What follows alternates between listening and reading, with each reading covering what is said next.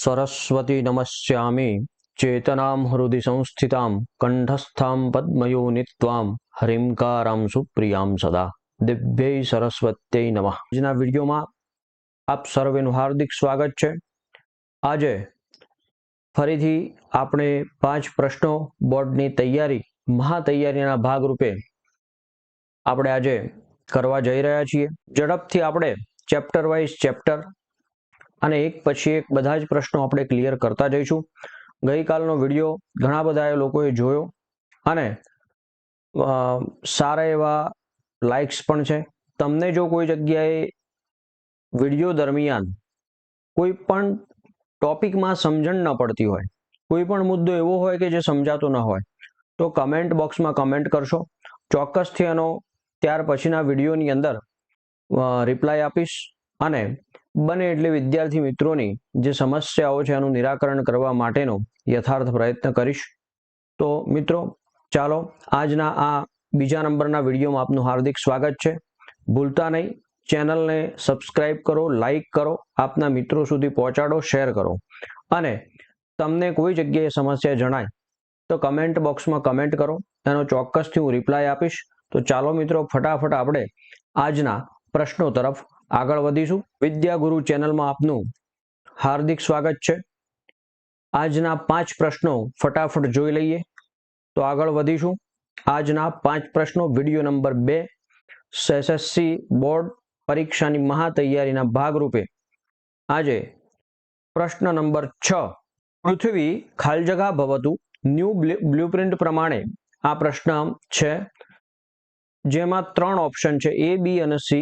એમાંથી option B જે છે સાચો જવાબ છે, સસ્યશાલિની।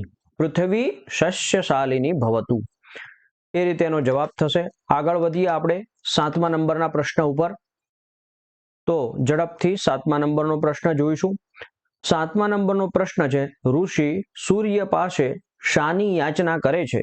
જુલાઈ 2018 અને માર્ચ 2018માં આ પ્રશ્ન પૂછાયો હતો અને 24 અને 25 બોર્ડના નમૂનાના પ્રશ્નપત્રમાં પણ આ પ્રશ્ન મૂકવામાં આવ્યો છે। એનો જવાબ છે, ઋષિ સૂર્ય પાસે યાચના કરે છે, હે દેવ, સર્વ દુષ્કર્મો દુર્ગુણો દૂર કરો અને અમારા માટે જે કલ્યાણકારી હોય તે અમને પ્રાપ્ત કરાવો। આગળના 8મા પ્રશ્ન તરફ આગળ વધીશું। 8મો પ્રશ્ન છે આપની સ્ક્રીન ઉપર, સંગચ્છદ્વમ વાળો જે મંત્ર છે એની પૂર્તિ કરવાની છે। પાઠ નંબર 1 ચેપ્ટર 1 માંથી આ પ્રશ્ન પૂછ્યો છે। એમાં 2 મંત્રો જે છે એની પૂર્તિ કરવાની છે। એટલે એનો અર્થ એવો થયો કે બંને મંત્રો આપને મોઢે મુખપાઠ કંઠસ્થ હોવા જોઈએ અને વારંવાર આ મંત્ર પૂર્તિ પૂછાયેલી છે। જુલાઈ 2015, માર્ચ 2018 અને 24-25ની બોર્ડની નમૂનાનું જે પ્રશ્નપત્ર છે એમાં પણ આ પૂછાયેલું છે। મંત્ર પૂર્તિ કેવી રીતે થશે? તો નીચે પૂર્ણ મંત્ર આપેલો જ છે। આપને પરીક્ષા વખતે આ મંત્ર મોઢે હોવો જોઈએ। રસ્વઈ, દીર્ઘઈ, અનુસ્વાર, જોડાક્ષર વગેરેની ભૂલ ન થાય એનું ખાસ ધ્યાન રાખવાનું છે। મંત્ર કેવી રીતે બોલી શકાય, એનું ઉચ્ચારણ કેવી રીતે થાય એ હું તમને શીખવી દઉં। સંગચ્છદ્વમ સંવદદ્વમ સંભો મનંસી જાનતામ દેવાભાગમ યથા પૂર્વે સંજાનાના ઉપાસતે। આ રીતે મિત્રો મંત્રનું શુદ્ધ ઉચ્ચારણ સાથે વર્ગખંડમાં પણ આપણે એનું ગાન કરી શકીએ છીએ। આગળ વધીશું પ્રશ્ન 9 ઉપર। પ્રશ્ન 9માં પણ જે છે મંત્ર પૂર્તિ છે। સર્વે ભવંતુ સુખીનઃ વાળો જે મંત્ર છે એની પૂર્તિ કરવાની છે। જુલાઈ 2015, માર્ચ 2018, વર્ષ 24-25 બોર્ડનું નમૂનાનું જે પ્રશ્નપત્ર છે એમાં પણ આ પ્રશ્ન મૂકવામાં આવ્યો છે। તો મિત્રો આ મંત્ર પણ આપને મુખપાઠ હોવો ખૂબ જ જરૂરી છે। મંત્રનું ઉચ્ચારણ કેવી રીતે થશે એ આપણે શીખી લઈએ। સર્વે ભવંતુ સુખિનઃ, સર્વે સંતુ નિરામયાઃ, સર્વે ભદ્રાણિ પશ્યન્તુ, મા કશ્ચિદ દુઃખ ભાગ ભવેત। તો મંત્રનું આ રીતે શુદ્ધ ઉચ્ચારણ સાથે આપણે ગાન પણ કરી શકીએ છીએ। એકચ્યુઅલી જે આ મંત્રો છે એ જે યજુર્વેદના મંત્રો હોય છે એ ગાઈ નથી શકાતા, એ પદ્યાત્મક હોય છે, એટલે એનું પઠન થાય છે, અને બાકી જે સામવેદ વગેરેના જે મંત્રો હોય એનું ગાન થઈ શકે છે. તો આગળ વધીએ મિત્રો. હવે આપણે પ્રશ્ન 9 સુધી ચેપ્ટર 1 માંથી એટલે પાઠ નંબર 1 માંથી આપણે પ્રશ્નો લીધા હતા. મોટા ભાગના વારંવાર બોર્ડની અંદર પૂછાયેલા પ્રશ્નો આપણે એમાં કવર કરી લીધા છે, અને બાકી લગભગ કોઈ પ્રશ્ન રહેતો નથી. એના સિવાય પણ જે પ્રશ્નો સંભવિત છે એની અંતિમ આપણે છેલ્લા લેક્ચરમાં આપણે ચર્ચા કરીશું, જ્યારે આખી આપણી સિરીઝ પૂરી થાય ત્યારે, અને ત્યારે વિશેષ જે માર્ગદર્શન છે એ પણ આપવામાં આવશે. અત્યારે આપણે પ્રશ્ન નંબર 10 અને હવે ચેપ્ટર 2 શરૂ થાય છે. બીજા ચેપ્ટરમાં સૌથી પહેલા તો જે પાઠ છે બીજો, 3 માછલાઓની વાત આવે છે, વાર્તા બધાને ખબર છે. બહુ સરસ, સરળ અને સમજી શકાય, યાદ રહી જાય એવો સુંદર મજાનો પાઠ છે. વાર્તા બહુ સરસ છે ભાઈ. અને એનું આ એક જે છે ગદ્यांश છે, અને એ ગદ્यांशનું તમારે અનુવાદ કરવાનો છે. માર્ચ 2018 અને ઓગસ્ટ 2020માં આ પૂછાયેલો છે. અહીંયા ગદ્यांश જે છે એ અહીંયા તમારી સમક્ષ સ્ક્રીન ઉપર છે જ, અને એનો આપણે અનુવાદ કરવાનો છે. અનુવાદ એટલે આપણને દરેક જે શબ્દ છે એનો સરળ અર્થ જો એકવાર આવડી જાય ને તો એનું ગુજરાતી ભાષાંતર કરવું બિલકુલ અઘરું નથી. અથ તયોઃ નિશ્ચયમ જ્ઞાત્વા. અથ એ શરૂઆતના સંદર્ભમાં પ્રયોજાયેલો શબ્દ છે. તયોઃ એટલે તે બંને માછલાઓ જે છે એમનો નિશ્ચય સાંભળીને, કયા બંને? તો યદ ભવિષ્ય અને પ્રત્યુત્પન્નમતિ. આ બંને માછલાઓનો નિશ્ચયમ જ્ઞાત્વા, આ બંનેનો નિશ્ચય જ્ઞાત્વા એટલે જાણીને, અનાગત વિધાતા નિષ્ક્રાંત સહ પરિજનેન. અનાગત વિધાતા નામનો જે માછલો છે એ નિષ્ક્રાંત નીકળી ગયો. કેવી રીતે? તો સહ પરિજનેન પોતાના પરિવારના સદસ્યોને સાથે લઈ અને નીકળી ગયો, અર્થાત તળાવ છોડીને અન્યત્ર જતો રહે છે, બીજા તળાવમાં. દ્વૌ ઇમૌ તત્રૈવ જલાશયે સ્થિતૌ. પેલા જે પ્રત્યુત્પન્નમતિ અને યદ ભવિષ્ય નામના જે બે માછલાઓ છે એ તત્રૈવ ત્યાં જ, એ જ જળાશયની અંદર સ્થિતૌ એટલે રહ્યા.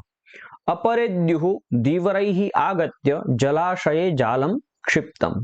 અપરેદ્યુઃ એટલે બીજા દિવસે, ધીવરૈઃ એટલે માછીમારો આવ્યા અને જળાશયમાં જાળ નાખી. જાલેન બદ્ધ પ્રત્યુત્પન્નમતિ મૃતવત આત્માનમ સંદર્શ્ય સ્થિતઃ. અહીંયા ભૂલ છે, સંદર્શ્ય એવું થશે, ટાઈપ મિસ્ટેક છે.